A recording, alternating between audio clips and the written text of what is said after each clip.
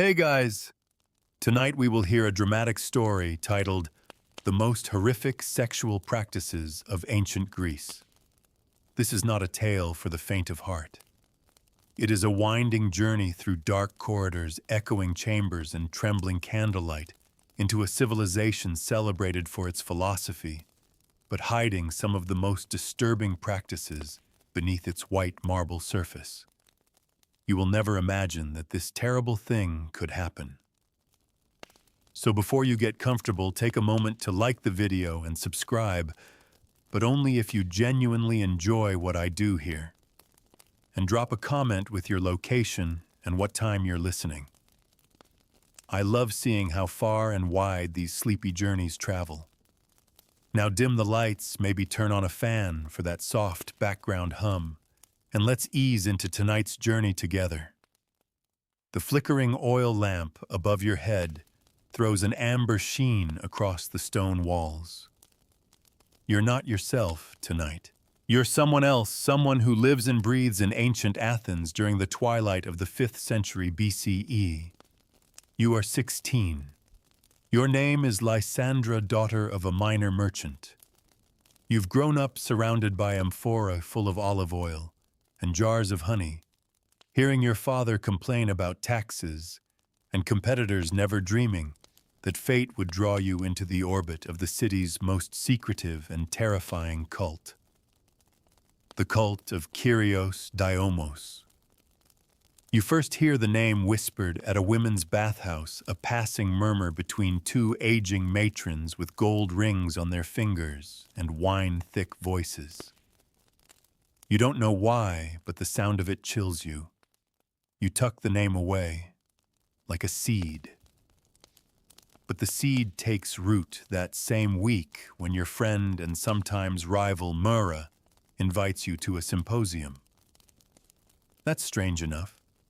Women are rarely invited, especially not unmarried ones. But Mira's family is different. Her mother is a priestess of Hecate. Her father, rarely seen, is said to be a mystic. The symposium is not what you expect. You thought there would be lyres and poetry. You expected wine, yes, but also laughter men debating virtue and valor. Instead, you're led underground. The house where Mira lives has a hidden stairwell. The slaves who guide you down don't meet your eyes. The walls of the passageway are carved with obscene shapes. Figures contorted into acts your mother never told you about. Acts that leave your stomach turning. When you arrive, the chamber is round, circular like a womb. At its center is a pit. Around it, men and women lounge on silk cushions, bare-chested, and murmuring an eerie chant, humming beneath their breath, like the buzzing of insects just out of reach. You see masks, ornate, monstrous. One resembles a goat, another a bearded satyr, with a grin too wide to be human. Mira is already wearing hers, a golden face with exaggerated lips and staring black holes where the eyes should be. You're handed one too. You hesitate, and then you put it on. From this moment forward, you are not Lysandra. You are no one. The man who presides over the gathering calls himself Archon Cleomenes. He is old, and his voice is soft, almost gentle, but he holds power like a sword in the air, unseen but sharp. His robe is crimson, and he walks barefoot, his feet cracked and marked with darkened ink. At his touch, people bow. When he speaks, even the laughter dies. He tells the story of Gaia and Uranus, how their mating brought forth monstrosities.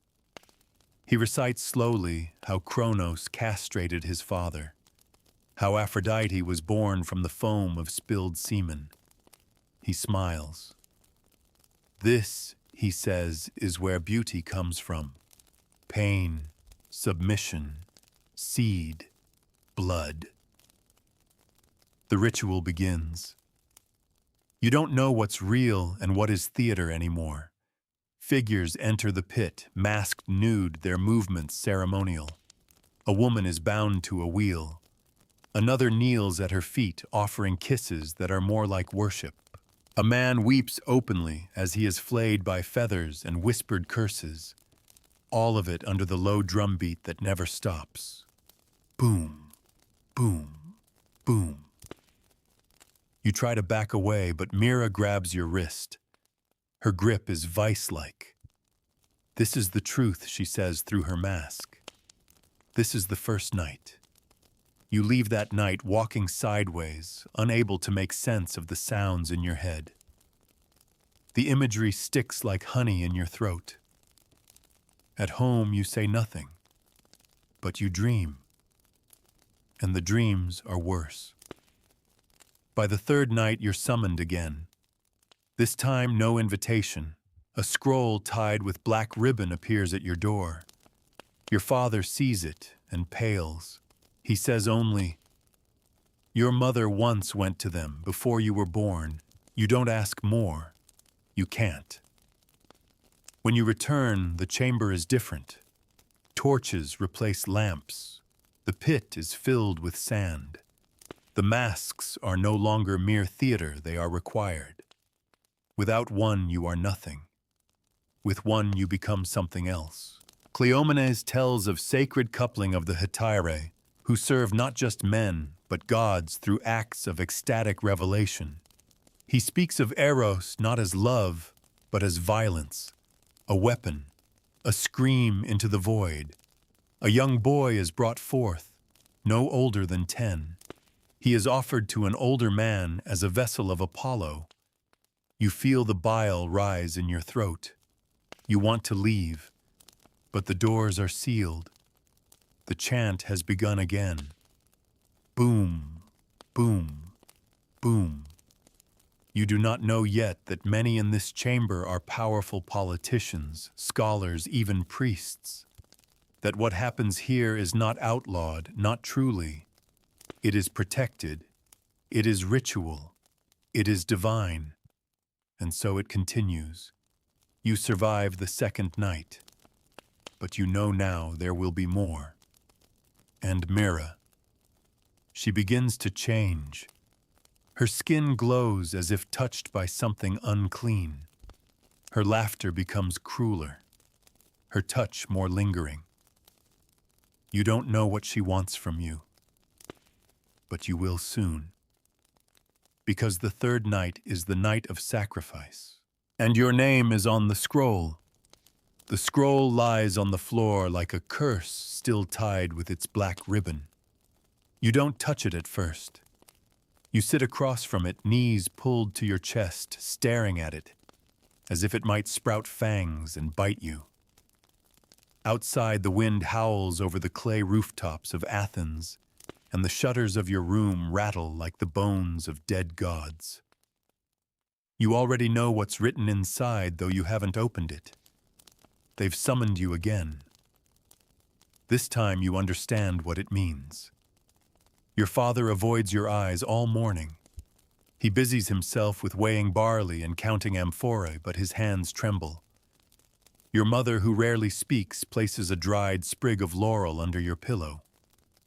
When she thinks you're not looking, she kisses your forehead with a kind of trembling guilt. She knows. They both know. No one dares speak against the cult of Kyrios Diomos. Its fingers stretch too far.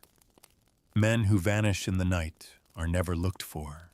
Girls who are taken return changed or don't return at all. You wait until nightfall before you open the scroll. There is no message, only a mark.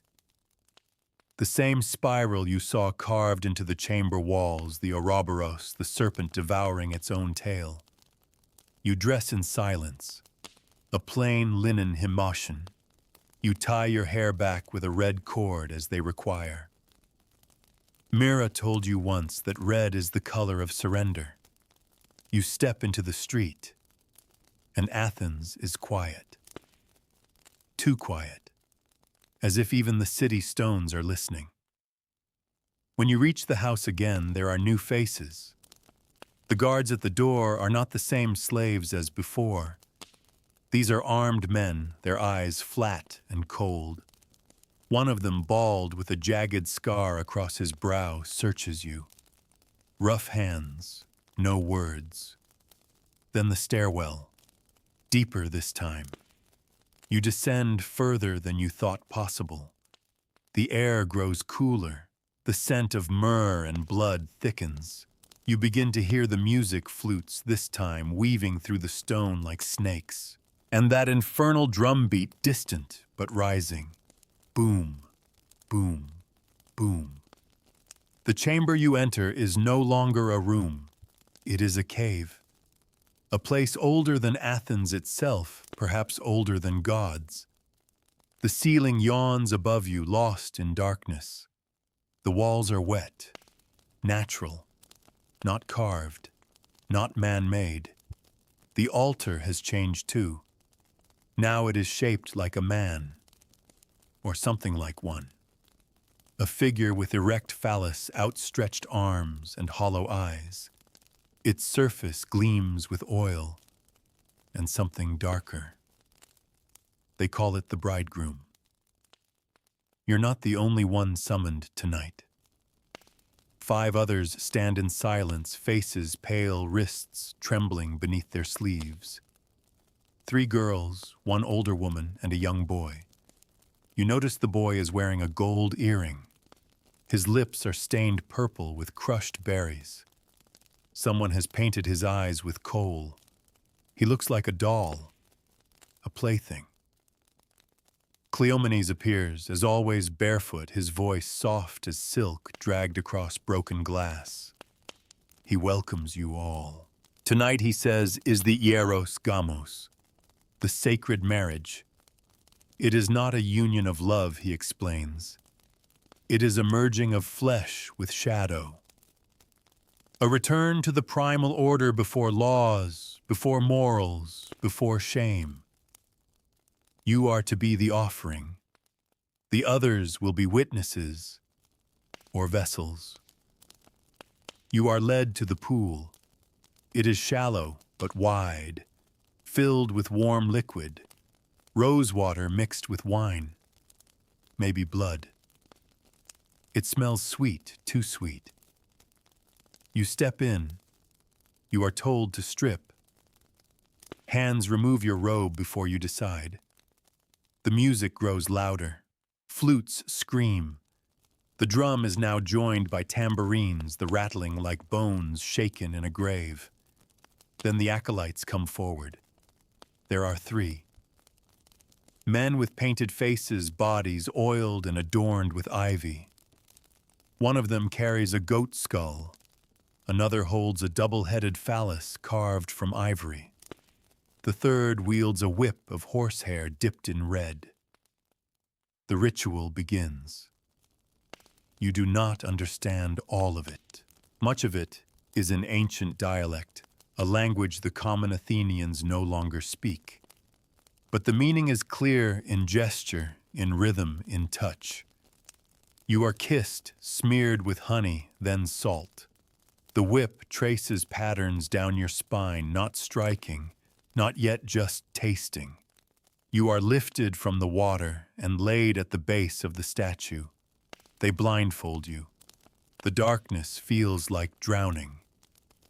You hear Mira's voice, soft, amused. She is ready. Then something begins.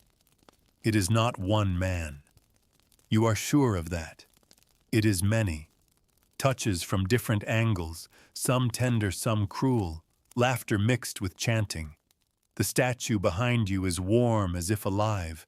You feel hands lifting your hips, fingers parting your legs, and then pain and shame and something worse than both. You try to vanish inside yourself. You think of your mother, of warm sunlight over fig trees, of afternoons spent weaving. You think of the scent of cinnamon in your father's shop, of the quiet lapping of waves at Piraeus Harbor. But you cannot escape the sounds around you. A girl sobbing, a man moaning, laughter. wet flesh. The ritual ends with fire. A torch is brought forth. The acolytes mark your body with soot in the shape of the serpent, one on your thigh, another on your stomach, one just beneath your throat. The blindfold is removed. You see Mira kneeling beside the boy now, whispering into his ear, her fingers brushing his shoulder. The boy does not move. Cleomenes raises his arms. Tonight the gods are fed, and the chamber erupts in ecstatic, horrifying praise. But you do not praise. You do not scream. You simply lie there. You are not Lysandra anymore. You are something hollow, something shaped, and somewhere deep in your belly you begin to understand this is not the end. This is only the preparation. The real offering has not yet come. Your legs barely work when they let you go. Not go, really. There is no freedom here. Only a new phase of obedience. You are released from the sacred chamber with the same ceremony as a corpse is lowered into the earth quietly, without eye contact, like you've crossed some threshold from person to object. The laurel-scented boy never leaves with you. You wonder if he's still in that chamber. You try not to think about what they'll do to him after the crowd disperses. You try not to remember the painted face, the berry-stained lips, the way Mira looked at him, like she owned him. The stone corridors are colder than you remember. Every step echoes. The whip marks sting against your robe as you climb the stairs, and your feet slip twice on the damp stones. No one helps you. When you finally reach the outside world, Athens is waking. The sun is not yet up, but the roosters have begun their morning cries. In the distance you hear a donkey bray and a woman calling to her child. You walk through the streets like a ghost. You no longer feel like Lysandra. You no longer feel like anything. Your mother meets your eyes this time when you return home. She doesn't ask what happened. She only nods and brings you warm water with mint leaves and a slice of barley bread. Your father has vanished to the marketplace already. Or maybe he's hiding. For the first time, your mother speaks of her past. I was 14, she says. You don't say no to them. You never say no. She tells you how she had once been chosen just as you were, and how the cult fed on girls like her and spat them back out hollow. How they dress it in religious language, sacred marriage, divine ecstasy, but it's all about power. Who holds it? Who is made to kneel beneath it? They let me go after 3 ceremonies. I pretended I had visions, claimed Apollo whispered in my ear. Did he? She looks at you and her lips twitch. Of course not. But they're desperate for symbols, anything to justify what they do. You ask her how to escape. She places the laurel sprig back under your pillow. There's only one way. You don't ask what she means. You can feel it, the shape of her answer pressing against your ribs like a second heartbeat. Days pass. You think you've been spared, that maybe it's over. But then you see Mira again. She waits for you in the agora beside a stall selling bronze brooches and plucked quail. Her skin is paler, her eyes more sunken. She smells of myrrh and crushed lilies, the scent of the chamber clinging to her like a funeral veil. She smiles. I told them you endured it well. They're pleased. You want to scream at her. Ask her how she can smile, how she can call that night anything but monstrous. But the words don't come. Archon Cleomenes thinks you have potential, she continues casually. Not just to be a vessel, but to be a guide. Your stomach turns. You mean, like you? Her grin widens. No. Better. She presses somethings into your hand. A carved obsidian amulet shaped like an eye. The Eye of Kyrios. Wear it around your neck. Tonight you'll be summoned again. But this time you won't kneel. You stare at the thing cold and slick in your palm. It doesn't feel like a gift. It feels like a collar. That night, the scroll comes early. No black ribbon this time. Only red. Wax sealed with the cult's emblem, the serpent. Inside a single word. Anabasis. You've heard it before. It means the ascent. But Mira said it means something different inside the cult. A ritual of transformation. A reversal. A gateway. You prepare differently this time. No plain robe. They send a white one sleeveless embroidered with golden serpents that coil around the hem and climb toward your chest. You braid your hair. Your mother helps fingers trembling. She places the amulet over your neck and says a prayer not to any god, but to something older, something buried. Hide who you are, she whispers. The chamber is different again, larger, deeper. At the edge of the torchlight, shadows pulse like living things. The altar has been replaced with a table of polished obsidian. On it sits a scroll, a dagger, and a bowl of black liquid. Cleomenes speaks in riddles now. He names you Dionea, a new name, a new self. He tells you that tonight you will guide the pain. You will give the ecstasy. That you will be the vessel, not of suffering, but of power. Your hands tremble as you're handed the dagger. You're led to a figure bound and masked. A man, older, blindfolded, kneeling. You're told he's an official in the Navy, that he has requested this. You're told to dominate. You don't want to. But Mira whispers in your ear, this is the only way you stop being a victim. So you do it. You place the dagger to the man's chest, not to cut, but to press lightly. You whisper words they taught you, nonsense syllables that mimic ancient chants. You drip wax on his back and smear his lips with crushed figs and wine. You touch him. You shame him. You crown him with thorns. And he weeps, not from pain, but from something deeper, something rotten. You think you understand now. This ritual, it's not just about power. It's about decay, about turning every holy thing inside out. You play your role until the torches burn low. When you are done, Cleomenes praises you. You are reborn. But you do not feel reborn. You feel corrupted, polluted. But the room claps. Mira kisses your cheek, and the man at your feet whispers, "Thank you."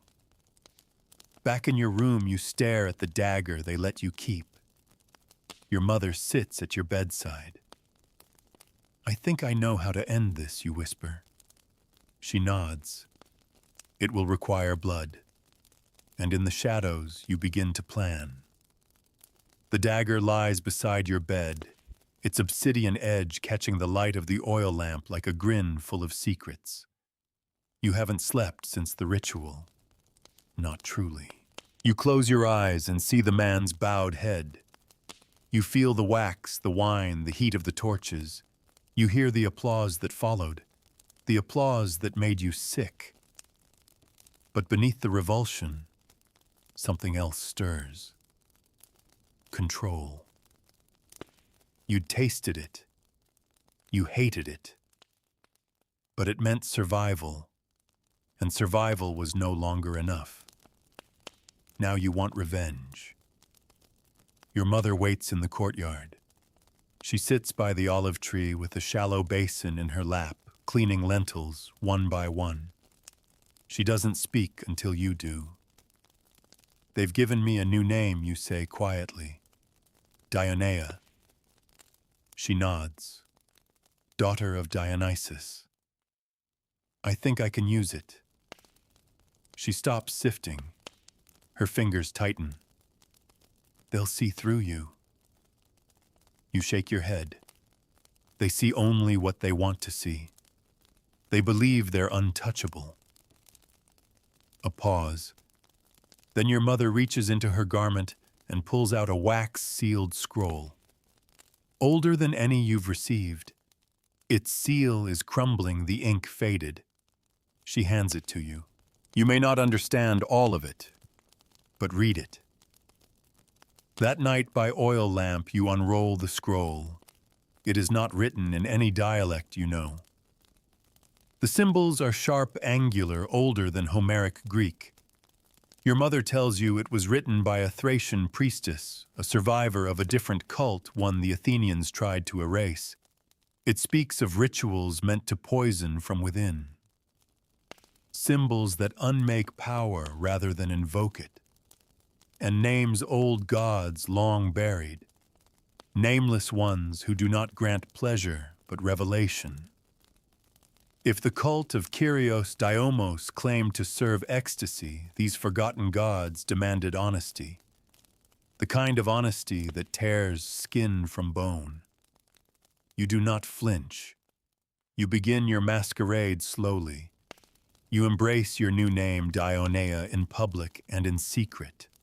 You attend the gatherings, but not as a trembling initiate. Now you move among them with confidence, with suggestion. You whisper into ears. You pour wine. You offer caresses.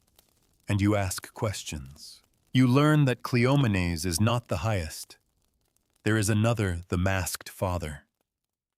No one has seen his face. He speaks through others. His presence is symbolized by a statue hidden deep beneath the lowest chamber, one that only the highest acolytes may approach. You learn that Mira is being groomed to become the new bride of Kyrios, that she will be wed to the masked father in a ritual that ends not in symbolic union, but in death. She doesn't know that yet. And that's the first piece you plan to break. One night, after a minor ritual in the chamber of salted light, so named for the pillars that glow with powdered crystals, you pull Mara aside. She's radiant tonight. Her cheeks flushed, her breath sweet with figs and musk. She still sees you as a companion, perhaps even as a little sister. You speak gently. They plan to raise you. She grins. I know. They plan to marry you. The grin doesn't fade. Not yet. To the masked father. Now it falters. You lean close. And after the wedding, you will be offered. She laughs. But it's hollow. They wouldn't. I'm too valuable. They don't care. You're a symbol. That makes her pause. You see something flicker behind her eyes. Doubt. That's all you need for now. You begin planting more seeds. You speak to other initiates, the girl with the scar behind her ear, the boy who never speaks unless prompted. You show kindness in the smallest gestures. You make them feel seen. You ask what they remember of their first night, what they regret. It's always the same. Pain, shame, silence. You mention slowly in whispers that maybe Kyrios Diomos is not a god at all. Maybe he is a lie. The reactions vary. Some back away, but others lean closer. Even in the cult's heart, doubt has begun to pulse. Then comes the Crimson Festival. Once every year, the cult holds a grand event. Hundreds gather beneath the earth. Every chamber is lit, every chamber used. The rituals are no longer private.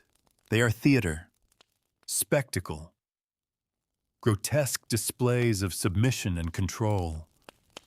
You are dressed in red this time, cloth soaked in real blood. Animal, you hope. The robe clings to you like skin. They paint your face white and your lips black. Your eyes are lined in kohl until you look more specter than woman. You are to preside over one of the offerings, a boy no older than 13, presented to you as a gift of the god. You are meant to command, to shape, to dominate. Instead, you do something no one expects. You fall to your knees, you place your head to the floor, and you begin to wail, loud, uncontrolled, animal. You cry out a name none of them recognize, a forgotten god from your mother's scroll, one that strips false power, one that destroys illusion. You scream that the god is watching, that judgment is near, that the blood they spill has not been forgotten. At first they laugh, then they watch, then they grow silent. Even Cleomenes steps forward confused. You lift your head, and with trembling hands, you smear your painted lips across the boy's brow. You whisper, "Run!" And he does. He flees through the shadows. No one stops him. Everyone watches you. They try to explain it away afterward. Say you were possessed, caught in divine ecstasy. Some even claim it was a performance, but a few know better. You can see it in their eyes. They're beginning to fracture. You've become dangerous, and in the days that follow, you are summoned to a new place, one you've never seen. The temple below stone, where the masked father waits, and where the final games begin. The summons arrives at dusk. No scroll, no messenger, only a knock at the door. You open it to find two silent figures cloaked in black. Their hoods cover their eyes. Neither speaks. One raises a hand palm outward marked with the blood spiral. The other simply turns and begins walking. You do not speak to your mother. She knows. She gives you nothing but a glance. It says everything. Be careful. Be cruel. Be no one. You follow. Through alleys dusted with ash, past homes where mothers are singing lullabies, along the marble walls of temples that shine with Athena's grace and lies. The city of light gives way to the undercity of filth, of secrets of gods with twisted limbs. And then you arrive. The temple below, stone. No one knows how old it is. The cult claims it was built before Athens, before the gods were named. Some say the rocks remember. Others say it was never built at all, it grew. There is no door, only a crack in the rock too narrow to seem deliberate. But once inside, it opens like a wound. The air is colder here. It smells like wet limestone, old skin, and the iron tang of blood that never dried. You are stripped again this time without warning. The acolytes remove your robe and paint your body in salons, symbols you don't recognize. Swirls, mouths, eyes, circles within circles. You're handed a new mask, not the simple ones of the upper chamber. This one is made of bone, jawless, cracked across the brow. The eye holes are asymmetrical. You feel it change you the moment you wear it. You are not Lysandra, not Dionea. You are now an echo. The ceremony doesn't begin in a chamber. It begins in a passage, a hallway of teeth. That's what it looks like, at least. The walls are carved into ridges, grooves that resemble gums and molars curved like a throat.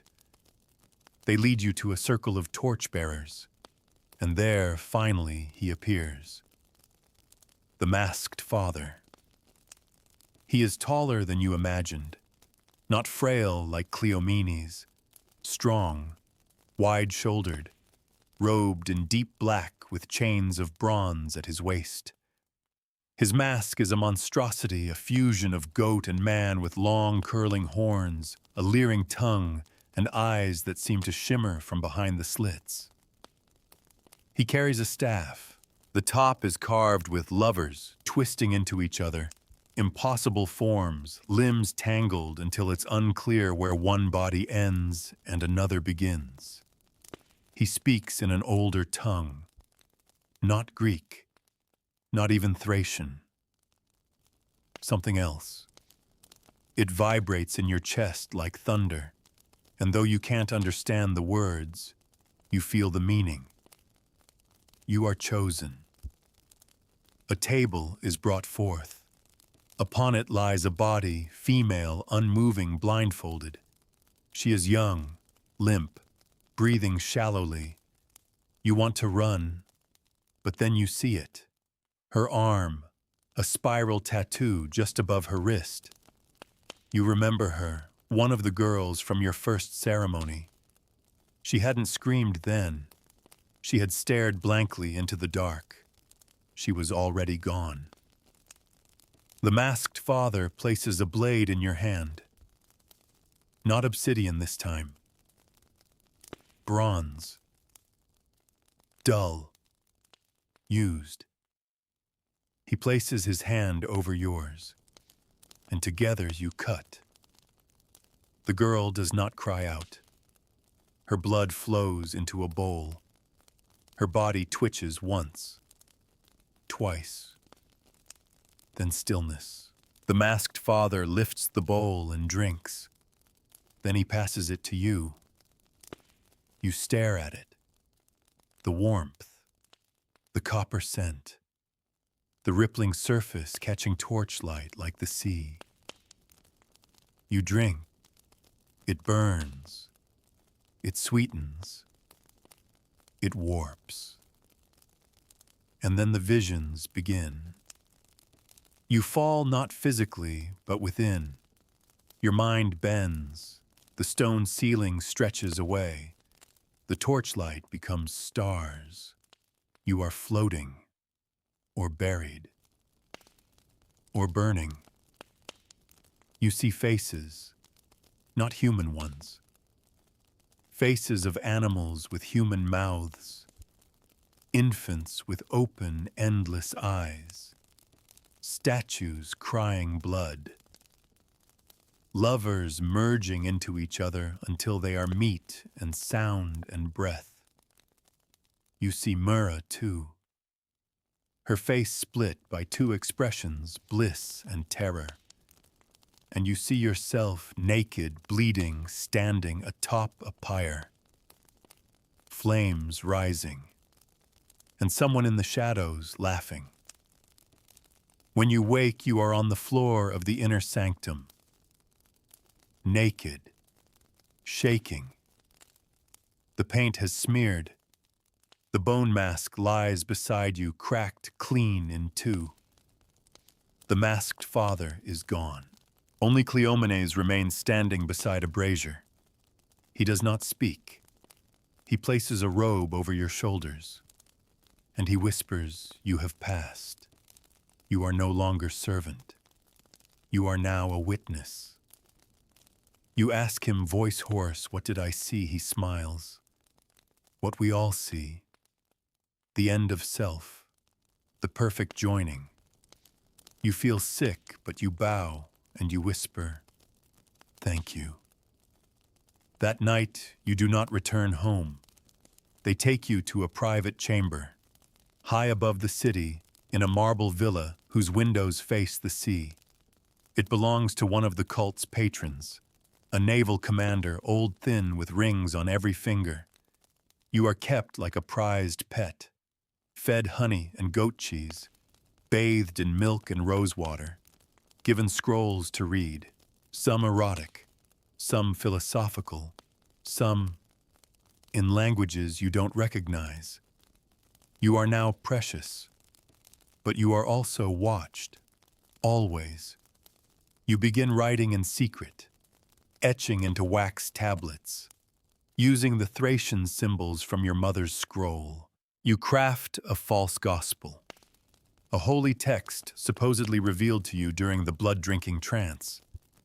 You call it the Gospel of the Second Mouth. It tells of a God who feeds on gods, a God who punishes pretenders. You write of how masks can be worn only so long before the face beneath rots away, and you leave copies anonymously in the chambers below. You don't know who reads them, but someone does. You hear the whispers begin, the chants shifting slightly, acolytes hesitating, some adding lines from your text, unsure why, some drawing new symbols into the walls, a second mouth, a second path. You have planted your heresy, and you will feed it. It starts with a whisper. In the corridor of Saltlight, someone leaves a message scrawled in wine on the floor. The mask cannot drink. It's cleaned within minutes, but 5 different acolytes saw it before it vanished. Then, in the chamber of binding, a priest stumbles during a ritual. He begins reciting the chant from your forged gospel instead of the official litany. He realizes too late, stammers to correct himself, but the silence that follows is suffocating. The others stare at him like he's been touched by plague. Later that night, his body is found hanging by the ankles from a fig tree, his mouth stuffed with pomegranate seeds. They call it divine punishment, but you know better. The heresy is growing. They keep you secluded in the marble villa, but they cannot contain your reach. Every day you write more. Not just passages, but symbols, drawings, rituals of your own design, half-truths, poetic riddles, seductive mantras. You whisper them to the servant girls as they wash you. You slip them into the sandals of visiting priests. You smear them in ash on the soles of your feet and press them into the stone when you walk. You are becoming a phantom within their world, something holy, something feared. But you are still watched. The naval commander who owns the Villa Nicostratus grows colder by the day. He never touches you, not yet, but you can feel the threat behind his eyes. He speaks to you like a thing he purchased, a sacred object perhaps, but still a possession. He brings you before guests, powerful men mostly. Once a Spartan dignitary, another time a boy from Delphi who barely looked 15. They sit and drink and watch you move like a dancer in a temple. But you are not allowed to speak unless spoken to. You are to be beautiful, nothing more. And each time you bow, you smile. You smile because you know their world is burning from the inside. One morning, Mira comes to see you. She's changed. The gold is gone from her hair. Her skin is paler, almost gray. She walks like she's carrying a stone inside her. But her voice is still honey. They say you had a vision. You nod. They say how you drank blood. You nod again. They say you speak to a god that eats other gods. Now you smile. Is it true, she asks. You don't answer. Instead, you open your hand and offer her a small wax tablet, your latest passage. Just a single line carved carefully in your mother's ancient symbols. The eye that watches itself must burst. She reads it, blinks. You're playing with things you don't understand. I understand them better than they do. Mira hesitates. She leans in close. You can smell salt and rose oil on her breath. They've named me the Bride of Kyrios. You already knew, but you feigned surprise. They told me I'll be taken to the root chamber, that you did not know. The root chamber is a place even Cleomenes rarely speaks of. It lies beneath even the temple below stone, carved into natural tunnels, said to be where the cult first began, where the masked father was chosen, where the real God sleeps. They said she whispers that I'll be joined to him there, that the ritual will make me part of him, forever. You see it in her eyes now. Terror, not just of pain, not just of death, of becoming something no longer herself. They'll kill you, you say. No, she whispers. They'll change me. And she weeps. You place your hands on hers. You can stop it. She shakes her head. No one escapes the root. But you lean closer. And you say the words that started your war. They think they're untouchable. But even gods can rot. That night the fires are lit in every chamber. It's a cleansing, they say. A purge. They claim that a corrupted text was found. That someone, a woman, has introduced false scripture. The flutes play harsher now. The torches burn hotter. The air is thick with perfume and sweat and fear.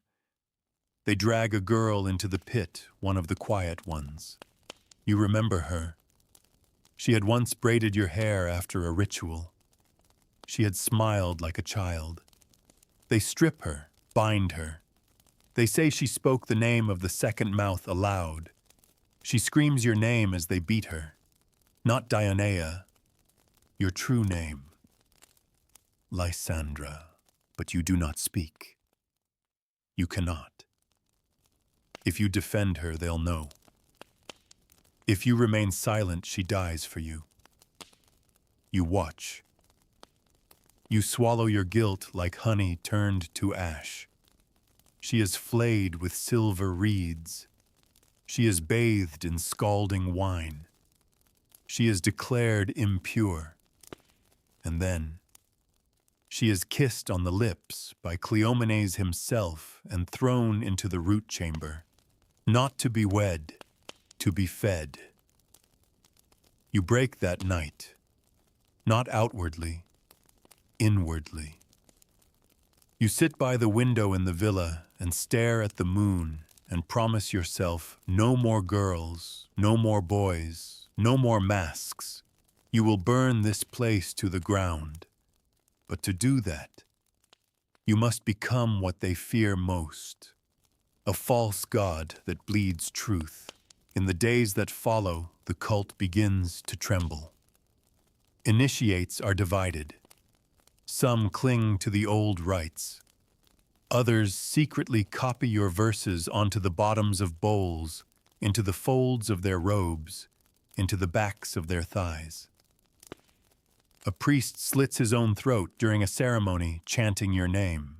Another paints his mask red and speaks in tongues before throwing himself into the altar fire. You are never named, but all of them know. They call you the mouth that bites back. And now even the masked father begins to take notice. You are summoned again, but not to be praised. This time they want confession. You don't speak as they blindfold you. You don't scream as they strip you. You don't tremble as they bind your hands with red-dyed linen and walk you barefoot down into the deepest corridors of the temple below stone. They call it an honor, a rite of purification. But you know the truth. You're not being taken for cleansing. You're being brought to the root chamber to die. And still you smile. because you are ready. Because death is not the end when you become the wound that infects the god. The descent takes hours, longer than any staircase you've known.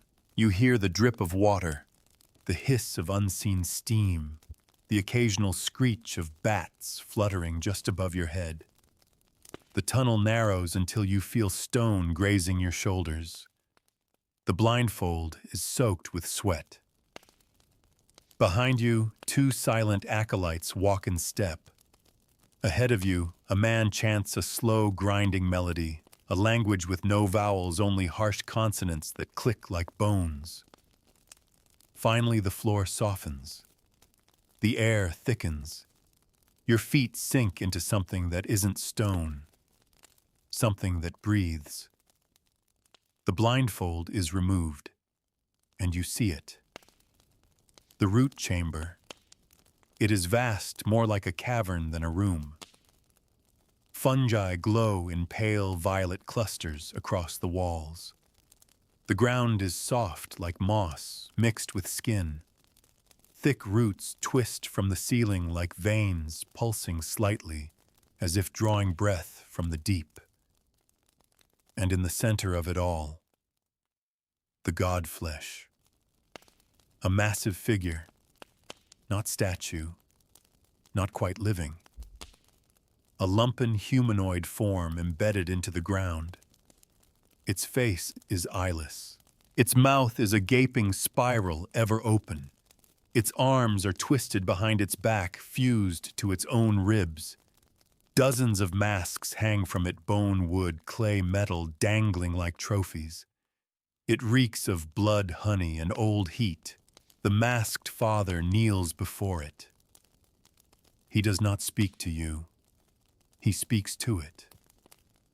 This is the one who calls herself the mouth that bites back. You step forward. Cleomenes stands beside the masked father. His eyes are wide and his skin gleams with sweat.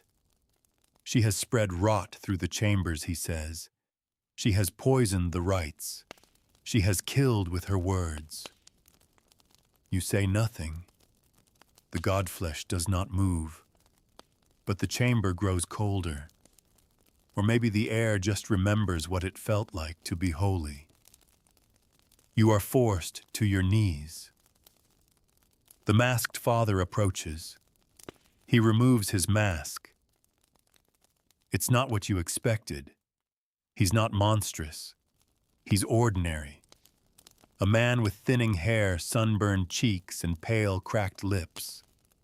His eyes are sad, not cruel, and that somehow makes it worse. I was like you once, he says. You look up. Your wrists throb. No, you say. You never were. He touches your face, not roughly, almost like a father. You could still be reborn. You spit at his feet, and for the first time you see him flinch. They bring forward the joining knife. It's not for sacrifice, not for death. It's for conversion. A ritual cutting where the flesh is opened and filled with wine and ash and crushed opium. A way to receive the god through pain. A rite meant to hollow the self and create room for something else. They bare your chest. Cleomenes chants. The knife is raised. And then a voice. Not yours. Not theirs. Stop. Myrrha steps into the light. Unmasked. Hair unbraided. Feet bare. She walks as if led by something greater than courage. Her robe is black, torn, smeared with red clay. She is not to be offered, Myrrha says. She is meant to be offered, Cleomenes hisses. Myrrha turns to the godflesh. She is the second mouth. The prophecy was clear. A murmur moves through the chamber. Prophecy. The masked father straightens. His voice lowers. What prophecy? And Mira smiles. She reaches into her sleeve and pulls out a wax tablet. Your tablet. Your words. The eye that watches must burst. She wrote it with divine fever, while bleeding, while dreaming, while burned with the god's mark. She holds up your shoulder. There is a scar there. You carved it yourself nights ago in secret. A spiral of teeth, a second mouth. The masked father steps back. She dreamed this. Mira nods. The real God chose her, not you, not me, her. And the chamber shudders. You don't know how, but something listens. From above, water begins to drip. No, not water. Wine. The ceiling bleeds. The god flesh trembles. A low moan echoes from the spiral mouth, deep, hungry, ancient. Cleomenes drops the knife. The masked father stares at the god flesh, then back at you. And you bound bare kneeling. Begin to laugh. Not mockery. Revelation. You rise to your feet. You speak not from memory, but from instinct.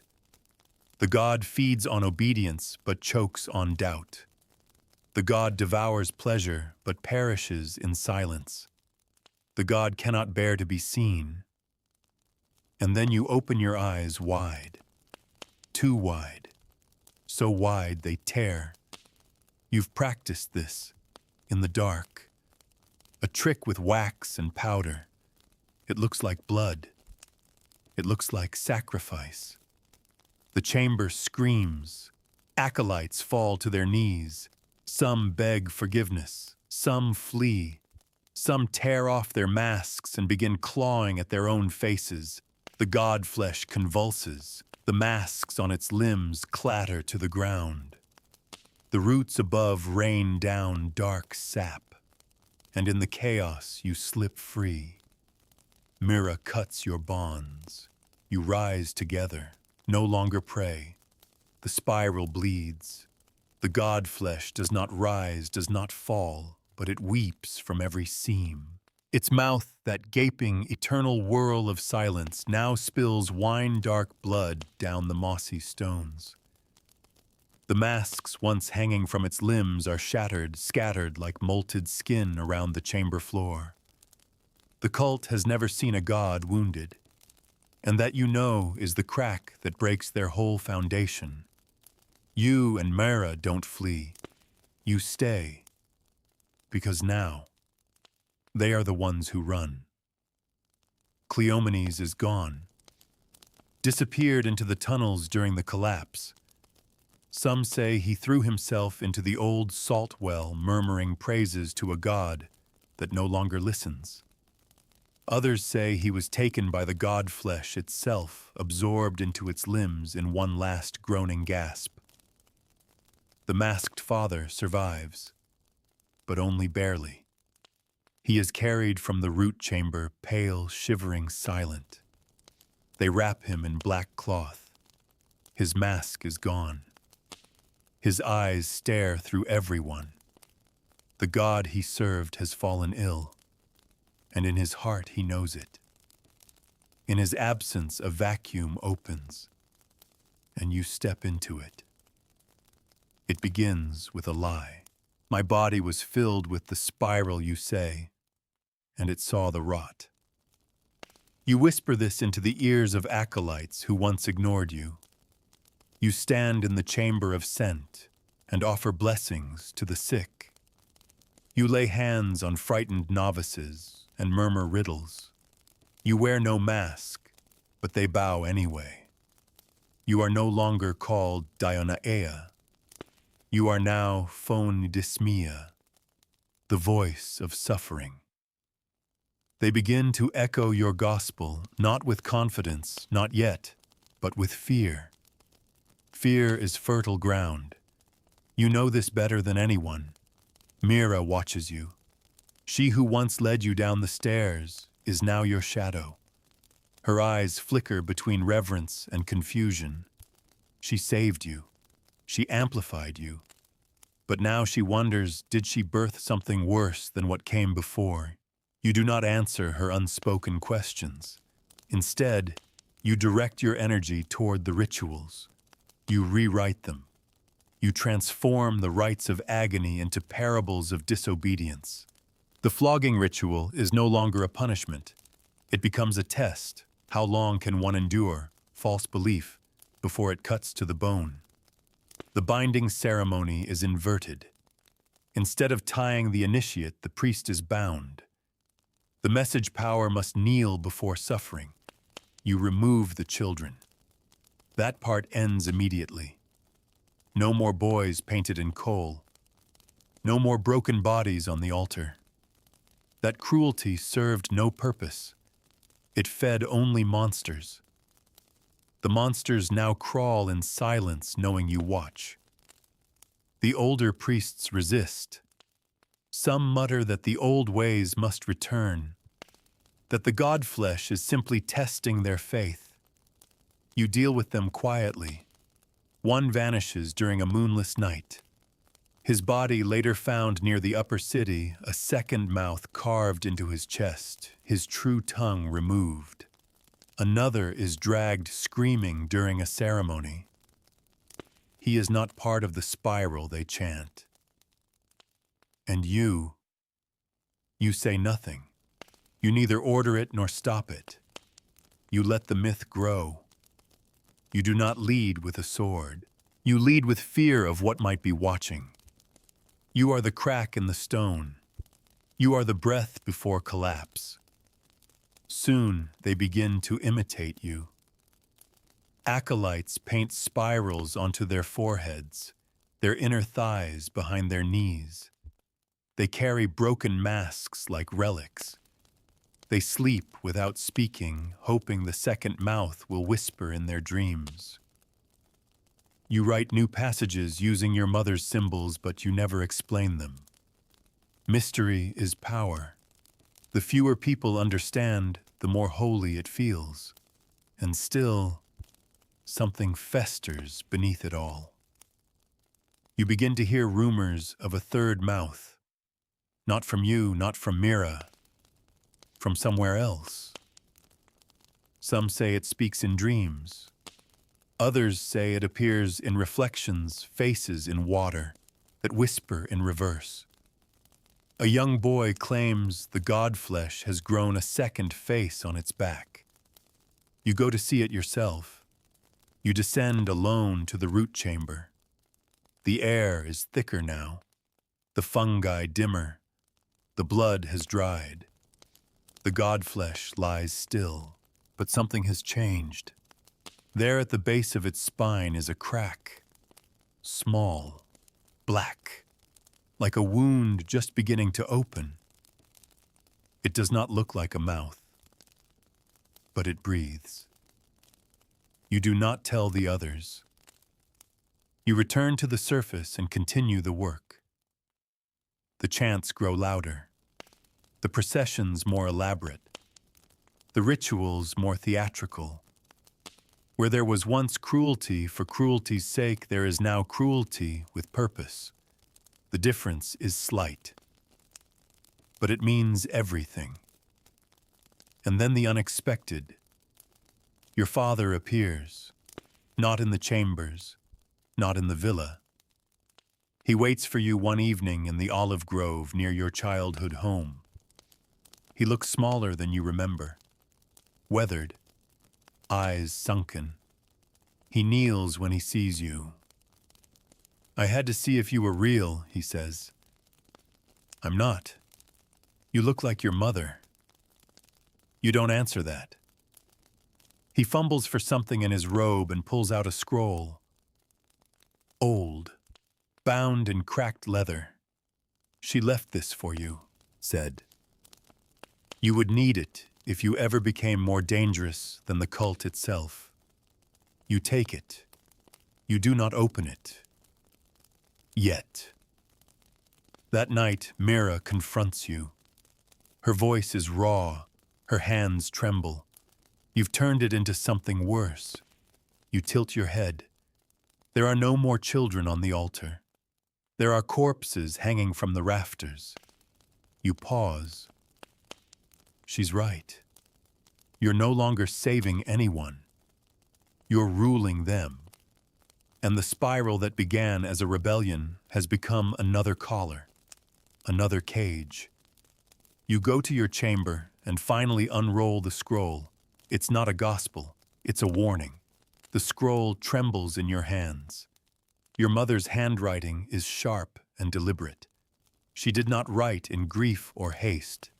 She wrote with foresight, as if she had watched this path unfold long before you ever walked it. The spiral is not a god, it is a door. And every door can be closed, unless it eats you first. You stare at the words until your eyes blur. In the chambers below, they chant your name, not your birth name, not Dioneia, not even Phonedismia. They now call you Kyra Dismata, Lady of the Undoing. You retreat. For 3 days you do not leave your villa. You silence the acolytes, cancel the ceremonies, bar the doors to the upper sanctum. Mira comes twice. You do not let her in. She leaves figs and water by your door. The fruit rots. The water spoils. You are trying to remember who you were. But your memories are growing soft, faded. You know what your mother smelled like, but not how she laughed. You remember being held down and painted with oil, but not how you felt the first time someone read you poetry. You've burned too many bridges behind you. You've replaced too many bones with stone. On the 4th night, a figure appears in your chamber, uninvited, silent. The masked father. He has aged in weeks. His skin hangs like old parchment. His lips are cracked and his robes are tattered, but his eyes burn again. Not with faith, with hate. You think you've won, he says. You remain seated. I did not try to win, you reply. He steps closer. You created a godless cult of fear. You raise an eyebrow. And yours was what kind, he flinches. You stand slowly. You took children. You drank blood. You praised pain. You wrapped rape in silk and called it sacred. I ended that. You replaced it with something darker. You nod. I replaced it with something honest. The room hums with tension. And then he kneels. Not out of reverence, out of despair. Take it, then, he says. Take the whole rot and rule it. But know this, even gods are eaten in the end. He leaves behind his mask, the original one. Goat-faced, split-tongued, etched with dried blood. You stare at it long into the morning. The spiral is growing again, but not in stone, in flesh. A girl is born to one of the chamber midwives. She comes into the world, screaming, her skin already marked naturally with a perfect spiral birthmark across her chest. They call her the daughter of the wound. You forbid worship of her. You command she be raised as a child, not a symbol, but your command is ignored. They paint her in ash. They kiss her feet. They carry her on their shoulders. They create songs. They bathe her in goat's milk and whisper the gospel you never wrote. You are no longer the voice. You have become the echo. Mira returns. She enters without knocking. Her eyes are rimmed in red. You lost control. You don't deny it. You both sit in silence. Then she tells you, they plan to anoint you, formally. They want to carve your image in bronze, to place it above the godflesh. You breathe in. What would that make me? She stares at you. It would make you a god. You don't respond. She leans forward. It would make you the very thing we swore to kill. The ceremony is set for the next full moon. They call it the Feast of Bloodless Flame, a celebration of transformation without sacrifice. The irony makes you sick. Hundreds will gather in the upper temple. They will light a fire of pine resin. They will cast their masks into the blaze. They will chant your name. You will stand above them, and you will ascend, or refuse, and be torn apart. You return to the root chamber the night before the feast, alone. No torch, no robe, no mask. The godflesh is different now. The spiral mouth has closed, but the crack at its back, the second mouth, has widened. It breathes. You approach and press your palm to it. It is warm. It recognizes you. You feel your heartbeat shift. For a moment, you see yourself split in two, one version devoured by the godflesh, the other devouring it. You whisper a question into its folds. Was I ever in control? No answer. Just warmth and hunger. You leave the chamber knowing what must come next. You cannot stop the spiral from spinning, but you can end its center. You return to your chamber and unwrap your mother's final gift hidden in the folds of the scroll. A blade. Not bronze. Not obsidian. Iron. Old. Blunt. Pure. A peasant's blade. Not a sacred one. Because sometimes only something profane can kill the sacred. The next night arrives. The feast begins. They gather in silk and bone. They wear red wreaths and daub their faces in ash. The daughter of the wound is carried on a throne. The torches burn high. The drums throb. Mira watches from the side, her face blank. You step onto the altar, naked, unmasked. You hold up the blade, and the crowd gasps. Because you are not kneeling. You are not chanting. You are lifting the blade to your own chest and smiling. The altar is bare. You made sure of it. No animal bones. No velvet drapes. No phallic symbols carved into the corners like before. Only clean stone warm from the breath of torches that circle the open temple like eyes pressed against skin. Your skin, you stand at its center, naked, smeared in clay and ash. The spiral is visible across your chest, self-carved weeks ago, now puckered with scar tissue. The blade in your hand is simple. Peasant iron, unblessed, honest. Around you they chant your name. Not as a person, as a god. Kyra dismata, Kyra dismata, Kira dismata. It rises and rises like smoke. You close your eyes, and you imagine your mother's hands brushing your hair back one last time. Mira stands near the front, her face still unreadable. She wears a black robe stitched with hundreds of tiny spiral symbols she once helped you plant, now reflected back in obedience. You remember the first time you met her, how she led you down that passage beneath the city, how she whispered, "This is the first night, and now, this is the last."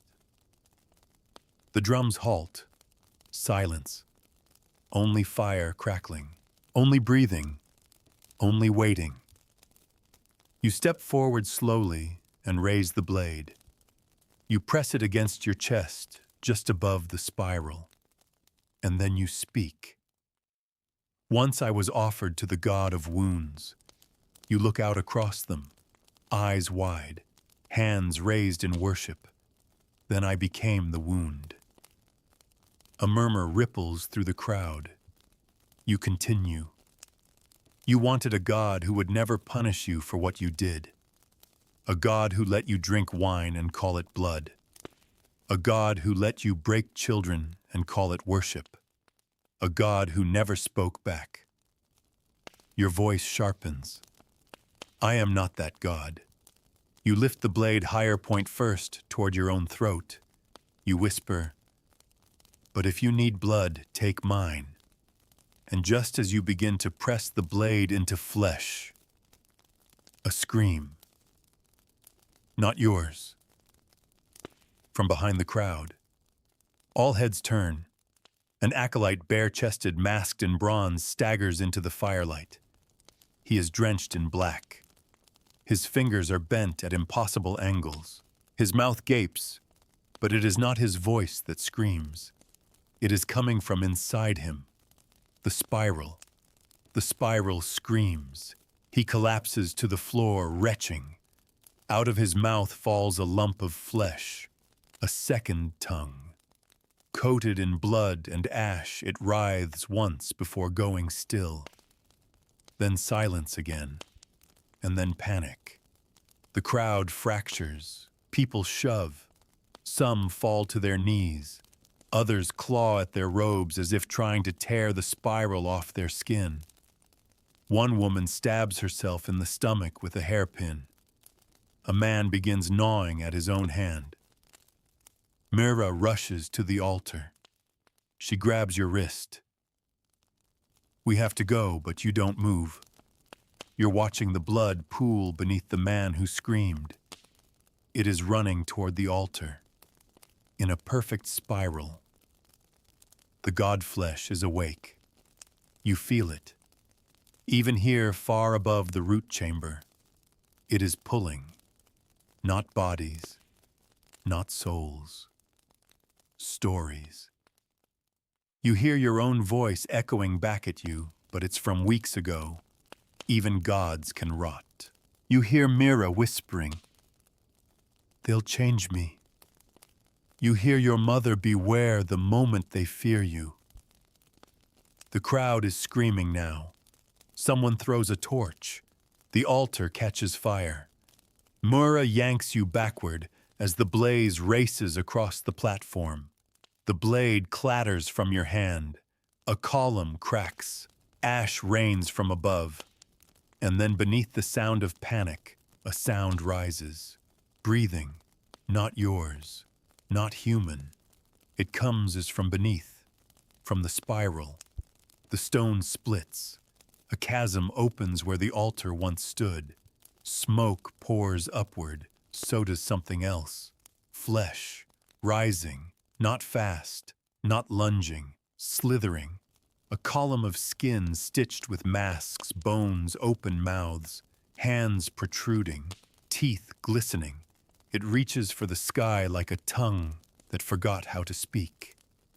The spiral made manifest.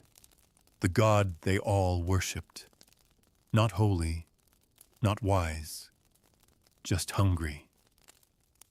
And now, you are the first name it learned. You and Mira flee into the stone corridor as the temple collapses. Fire behind, panic echoing. She grabs a torch. You find your footing. Neither of you speaks. Not until you're 3 tunnels away. Then she turns to you, breathless, shaking. Was that you? You don't answer. Because you don't know. You fed the spiral. You reshaped it. But now it no longer listens. Now it wants. You make for the root chamber. It's the only way. If there's any center to this madness, any stillness beneath the chaos, it lies where it began. As you descend, the air grows colder. Not damp like before, but dead. The fungi that once glowed now wither. The walls pulse not like breath, but like muscle preparing to contract. The godflesh is gone. Only the spiral remains massive, scorched, carved into the ground, with claw and heat and time. You kneel before it, and you whisper, "I fed you lies." No answer. Mira stands beside you. Can we kill it? You shake your head. I think it was never alive. Then what is it? You stare into the spiral, and you say, "A mirror." You sleep on stone now. No silks, no soft cushions, no perfumed bathwater.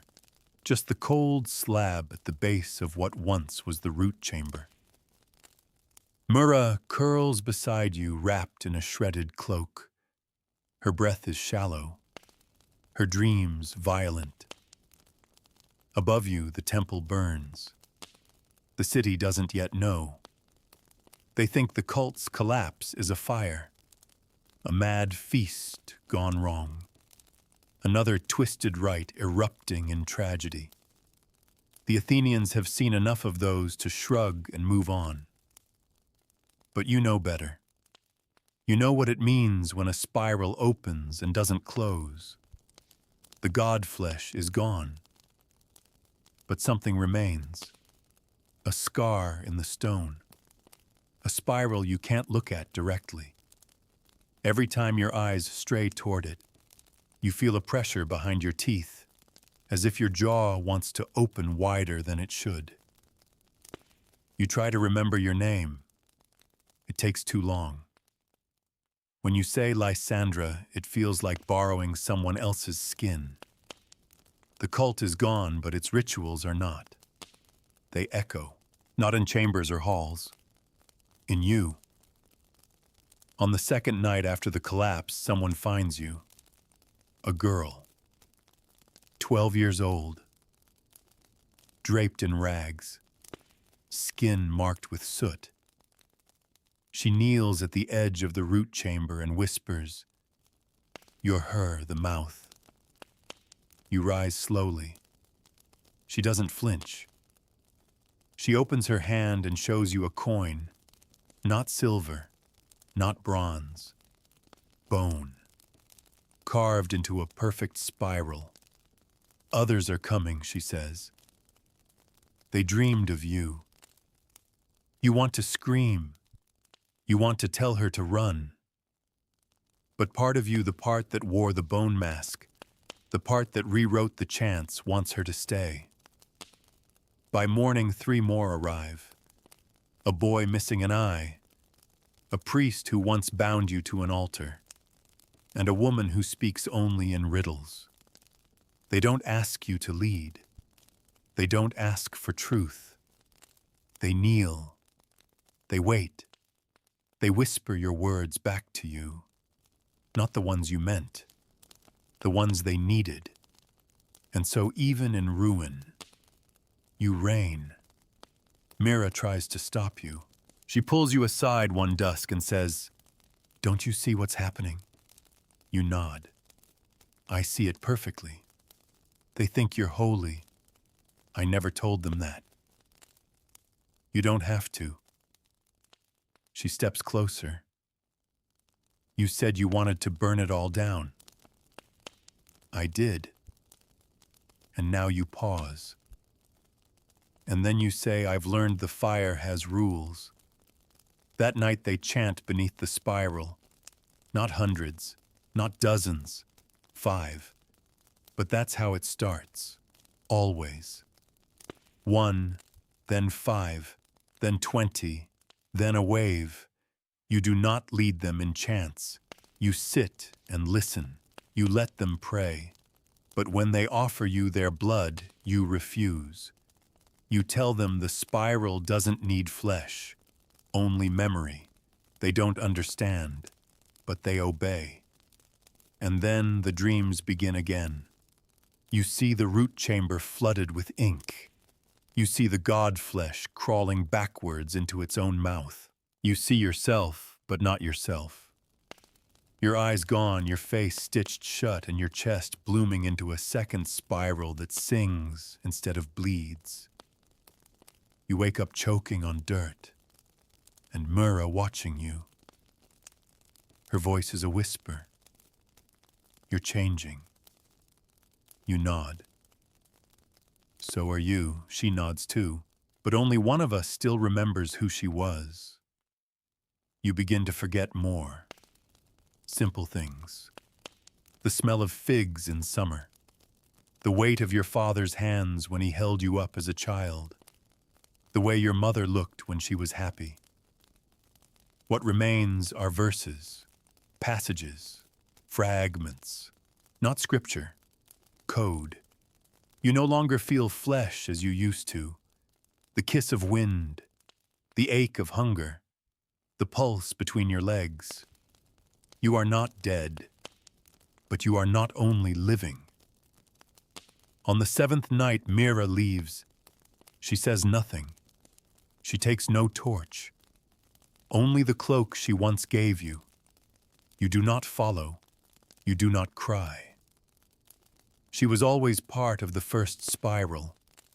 You are part of something else now, something that does not have a name, only a direction. Inward. The city begins to whisper.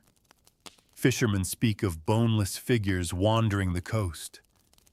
A baker swears her flour mixed itself into the shape of an eye. A child draws spirals into the sand with her tongue. You are no longer a person. You are infection. You are a question. And Athens hates unanswered questions. A war council is called. The cult is to be purged again. A proper one this time. Fire, blades, salt. The magistrates will send soldiers, not for judgment, for erasure. When the warning comes, you sit at the edge of the spiral and stare into the nothing. The girl, the first to the 12-year-old, asks if she should run. You say no. She asks if she will die. You say I did, and I didn't, and now I speak. She smiles. Then I want to speak too. She presses her palm to the spiral, and it accepts her, just as it accepted you. That night the soldiers arrive. But what they find is not a cult, not a temple, not even a body. They find walls breathing. They find stone that hums. They find words etched into bone. To kill a god, name it. To keep it alive, forget it. To become it. Tell its story. They burn the chamber, but the spiral does not scream, because by then it's already in their lungs. They say she was burned alive. They say she walked into the spiral and vanished. They say her mouth split open like a flower and sang the world back into silence. They say she never existed. But if that's true, why is her name still whispered in Athens 50 years later by old women who cannot sleep? Why do the priests of Apollo avoid eye contact when someone draws a spiral in the dirt? Why do the children play a game called Kyra's Circle, where one girl kneels blindfolded and speaks the names of those who lie? Why does no one remember who built the temple below stone, but everyone remembers who unbuilt it? You do not live anymore, not in the body, not in the stone, but in the pattern. It starts with language. Someone finds your gospel, half of it crumbling. They copy it onto papyrus, then mistranslate it, then adapt it. The second mouth becomes the womb that consumes. The god-flesh becomes the hollow bride. Your name becomes Lysaria, or Kyra of clay. You don't mind. Your truth was never a name. It was the opening, the tearing, the invitation. In Corinth, a group of women begin meeting beneath the city aqueduct. They wear no masks, only hoods. They sit in circles and whisper dreams to each other. They do not sacrifice, but they remember. They do not call it a cult. They call it the listening. They speak of a girl who broke the god by refusing to kneel. They say she bled because no one asked her to stop. And they say that afterward she learned how to make others listen. In Delos, a theater troupe begins performing an unsanctioned tragedy. The woman without a voice. The chorus speaks in reverse. The protagonist dies and resurrects 3 times. The audience is required to blindfold themselves during the final act. No tickets are sold, and yet every show is full. The lead actress never removes her spiral-painted veil. She claims she dreams in your language, and in Athens they lie. The magistrates say the cult was crushed, that its rites were savage, its victims many, and its god false. They burn scrolls. They build a fountain over the ruined temple. They give speeches. But at night, one of them dreams of a cave, a mouth, a girl with no face. And when he wakes, there's a spiral drawn in blood beneath his bed. Your name spreads, but never the same way twice. To some, you were a demon. To others, a saint. A rape victim who weaponized submission. A prophet who rewrote pain into ritual. A ghost that whispers from cracked stones when women are alone too long. They say you carried a tongue in your pocket, stolen from the god that tried to devour you. They say your final breath was not air, but ink. You become useful. Wives invoke your name when they bleed out daughters in back rooms, praying they never get taken like you. Slaves' tattoo spirals into their thighs, believing that your mark makes whips hesitate. Oracles swear they can hear your voice in their left ear only when the wind comes from the south and the moon is black.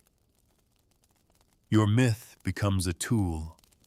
It always was. And what of Mira? No one remembers her name, only that someone once walked beside the mouth.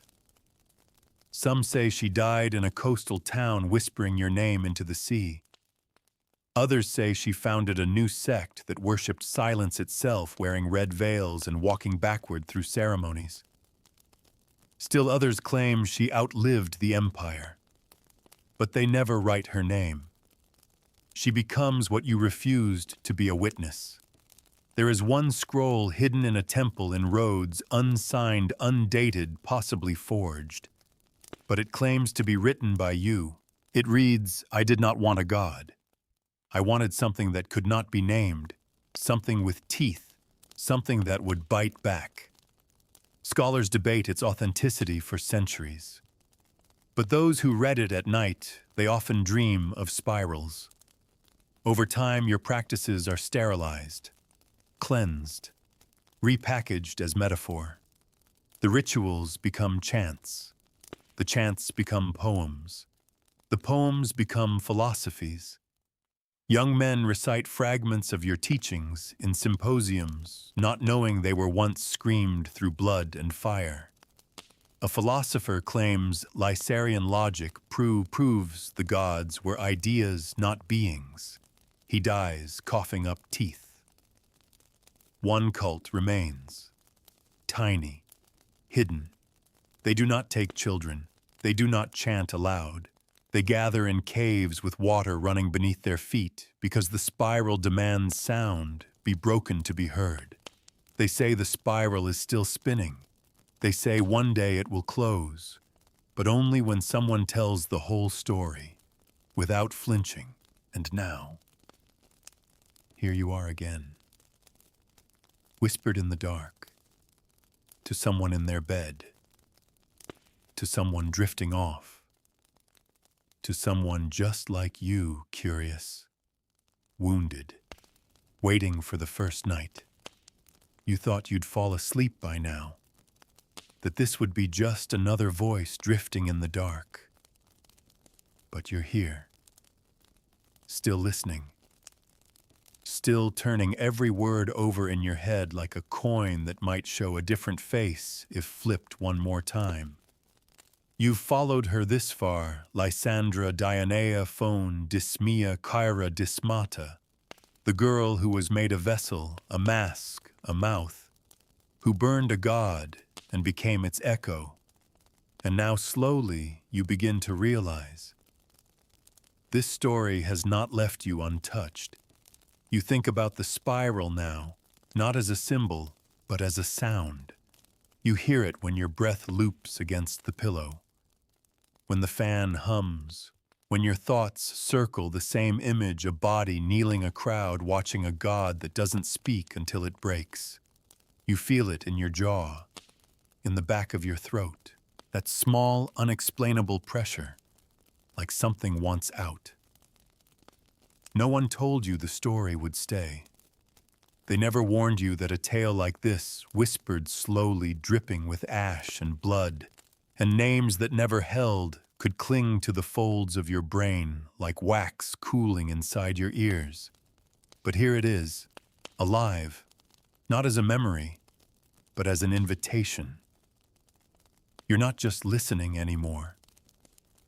You're joining. It starts innocently enough. You imagine what the root chamber looked like, how the fungi glowed, how the masks trembled, how the god flesh pulsed without breath. You imagine Lysandra's face. Then you imagine her hands. Then you imagine what it felt like when she pressed her palm to the spiral and felt it breathe back. You tell yourself it's just curiosity, but curiosity is the first layer, the outer coil, the surface spiral. You've already passed that. You want to know what the blade felt like, what the moment between silence and scream tastes like in the mouth. You wonder if the girl with the spiral birthmark ever lived a normal life, if she still dreams in red and bone, if she grew up to whisper someone else's story, or if she forgot completely and now only hums when she's alone, never knowing why. You wonder if that could be you. You tell yourself again, this is just fiction, and yet you shift under your blanket like you've been touched, like someone brushed your shoulder in the dark, and you're pretending not to notice. You ask yourself, why did you keep listening when you heard about the children, the masked men, the licking flames, and the gaping mouths? You could have stopped. You didn't. Something in you needed to follow it, not just to the ending, but to the root. And now you're here, in your bed, eyes open, listening to a God that might not be dead after all, a God that doesn't need temples, only retellings. Breathe. Just once, slow. Do you hear it? That rhythm boom. Boom, boom. Like a drum from 1,000 years ago muffled behind your ribs. That's not fear. That's recognition. The spiral doesn't chase. It waits. And you came to it. Willing. You try to push the images out of your head. Lysandra kneeling, the mouth on her chest, the flame cracking through the altar. But the harder you try, the more vivid they become. You start seeing spirals where they don't belong, in your ceiling, in your breath against the window, in your own words when you try to describe how this story made you feel, like something ancient just opened its eyes inside you and smiled. And maybe that's the horror, not the rituals, not the masks, not the sacrifice. but the soft, slow realization that your mind has been altered, that the tale entered as entertainment and left behind a ritual. Because what is ritual really? A series of small choices you make without noticing. Repetition, attention, intimacy. You repeated this story, you gave it your attention, you let it curl around you in the dark. And now it's intimate. It knows where you sleep. Somewhere in Athens, they once believed a god died if no one remembered its name. That memory was life. That repetition was resurrection. And now here you are, remembering, repeating, resurrecting. You might tell yourself it's only a bedtime story. But you'll think about it tomorrow, won't you? You'll trace a spiral on your wrist while thinking of something else entirely. You'll pause before saying your name just to make sure it's still the right one. You'll whisper to yourself in the mirror, not sure if the voice you hear is your own. And in time, if you ever tell someone this story, even just once, you'll understand the final truth. You didn't hear this story. The story heard you. There were scrolls, of course. After the fire, after the collapse of the temple below stone, the magistrates ordered a full documentation of what had transpired. They sent philosophers, priests, legal scribes, skeptics. All of them were told the same thing. Find the facts, burn the rest. The report that survives is known as the Acta Spiralium. It's kept in the vault of an Athenian archive sealed behind brass locks and iron doors. You're not allowed to touch it unless you're part of the ecclesiastical order of Delphi. But even they don't read it out loud. Because when they tried one of the novices, a boy named Therion tore his own mouth open. Here's what they wrote: that Lysandra never existed, that Kyra Dysmata was a title used by a group of political insurgents, that the spiral was a metaphor for cyclical trauma, not a real symbol, that there was no godflesh, that no bodies were ever recovered, that the root chamber was likely just a geological fault. They wrote it all, but none of them signed their names. Not one. Over time, scholars tried to revise the record, to clarify, to tame.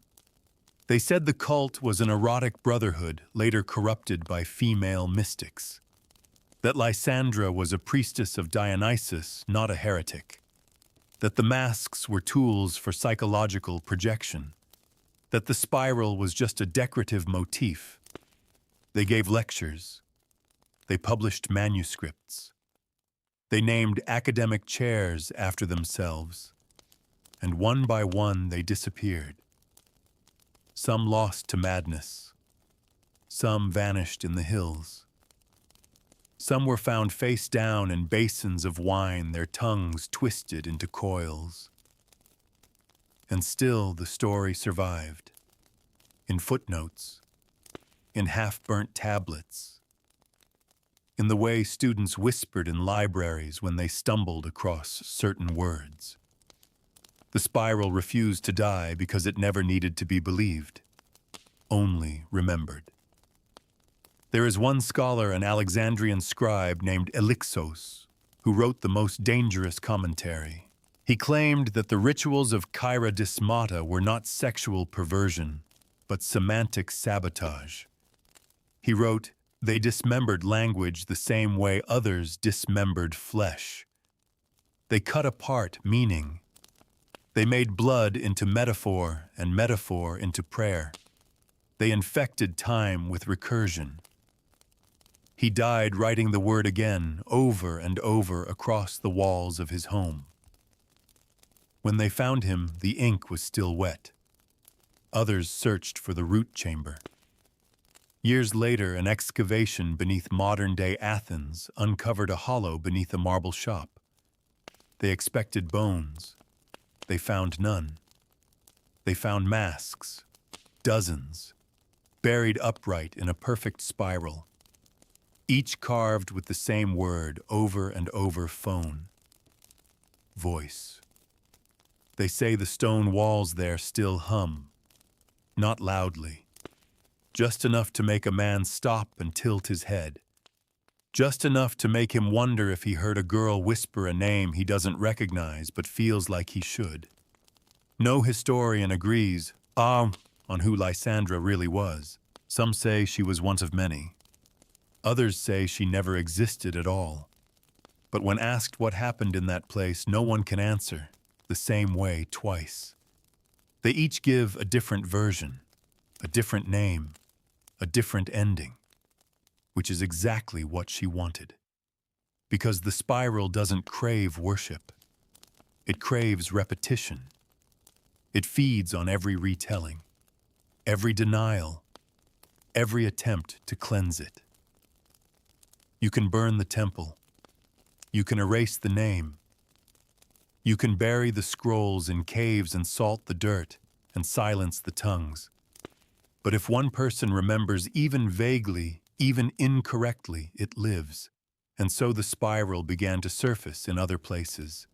In Egyptian incantations that never close, in Roman orgies that end with mirrors turned inward, in medieval torture rituals mimicking the kiss of Kyra, in whispered bedtime rhymes where little girls circle each other and say, round and round and round again.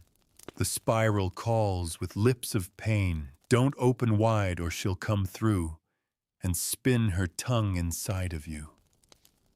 Children giggle when they sing it, but they never remember where they learned it. Eventually, even those who studied the cult for decades gave up. The last known commentary was written by a scholar named Melitone of Tyre. He ended his manuscript with just 3 lines: I sought the root. I found my mouth. I cannot stop speaking. The last page was torn out. And maybe that's the most terrifying part of all. That she didn't need temples, or priests, or victims. That the spiral didn't need flesh to survive. It only needed a listener. Someone to lie awake tracing each twist in the story. Someone like you. It would be easy to end the story here. To fade to black. To close the book. To let the spiral collapse back into the dark corner of your memory where it began.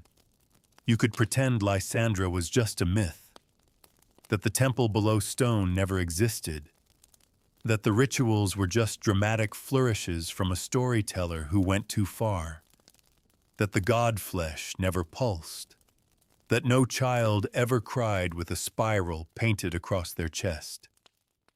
You could tell yourself that. And sleep. But you're still here, aren't you? Still listening. Still breathing in time with the echo of a forgotten drumbeat. Boom. Boom. Boom. It's faint now. But it never quite stopped. What you've heard is not the full story. No one has that. Not even Lysandra, not anymore. Her body was devoured, her name broken and scattered, her teachings twisted into 1,000 versions, each one wrong and each one still true. But her voice that survives, in pieces, in repetitions, in those who whisper to themselves in bed long after they think the story's over. You've heard things tonight that can't be unseen. Not just rituals, not just blood, but how belief mutates, how the sacred turns cruel, how pain once performed enough times becomes beautiful, and how horror, when repeated again and again and again, becomes holy. You know now that the spiral wasn't just a symbol, it was a mechanism, a design, a shape that loops in on itself endlessly until no one can find the start or the end. Just like Lysandra, just like this story, just like you, and that's the final truth, isn't it?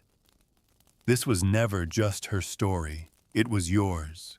You walked down the steps, you entered the chamber, you wore the mask, you tasted the knife, you watched the god rise, you opened your mouth and said nothing. Until now. So here's your choice. One that every initiate faced at some point before the spiral claimed them completely. You can forget. You can shake your head, scoff, say it was just a creepy story. You can close the app, turn off the lights, and let the silence blanket you. And by morning, it'll be faint, just another strange dream. The spiral will curl back down into its hole. You'll be free. Probably, or you can remember, let it stay. Let it rot and grow and twist inside you until one day you feel the need to whisper it to someone else. Not all of it. Just a piece, just enough. That's how it spreads, that's how it survives. That's how a god is made of mouths. You see now, don't you? It was never the acts that were the most horrific. Not the rites, not the screams, not the blood or bone or masks. It was the transmission, the contagion of memory, the worship of repetition. And now you carry it. You've joined the final ritual, a ritual without altars, without torches, without priests, only you. A voice in the dark, and the soft hum of something old curling into your spine, something circular, something that will never stop spinning until you speak it. But for now, let the spiral loosen. Let it release its grip from your ribs, your temples, your clenched fists beneath the sheets. You're safe here in this moment. The story has passed through you like a breeze through a grove of olives, like water over smooth stone. It cannot hurt you. Not now. Not if you choose stillness. You can lay your head down on the pillow and let your breathing slow. The names can slip away. The masks can fade. The chamber is sealed again for now. And whatever walked through you tonight, Lysandra or something she became, will grow quiet, satisfied that you listened. It is enough. Close your eyes. Let the rhythm soften. No more drums. No more questions. No more spirals. Only the gentle drift of sleep and the silence that comes after remembering. You're free now. Unless, of course, you aren't.